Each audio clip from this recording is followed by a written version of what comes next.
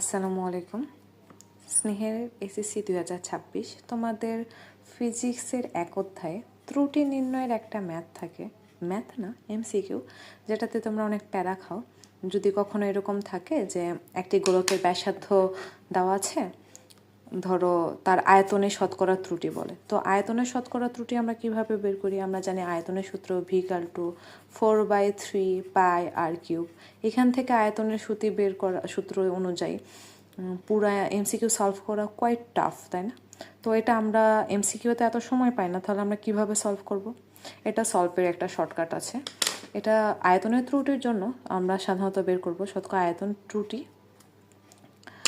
আয়তন ত্রুটি equal to 3 into delta r/r into 100%।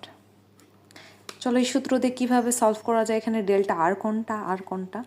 Well, এখানে আয়তনের যে প্লাস মাইনাসের পরে যে সংখ্যাটা দেওয়া থাকবে এটা হইতেছে তোমাদের ডেল্টা আর যেটা দেওয়া থাকবে প্লাস মাইনাসের আগে সেটাকে তোমরা ধরবা আর।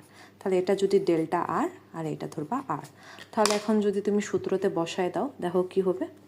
3 আছে, ডেল্টা আর কত?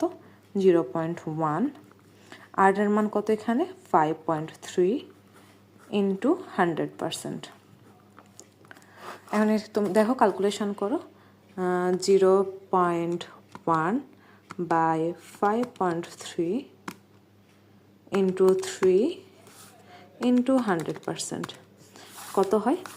ক্যালকুলেশন আসে 5.6603, মানে আমরা লিখতে পারি 5.67%। দেখো এটা কোথায় আছে? ঘ নাম্বারে আছে।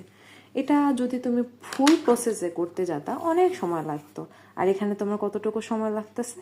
Just 3 into del r/r into 100%, just কয়েক সেকেন্ড, রাইট?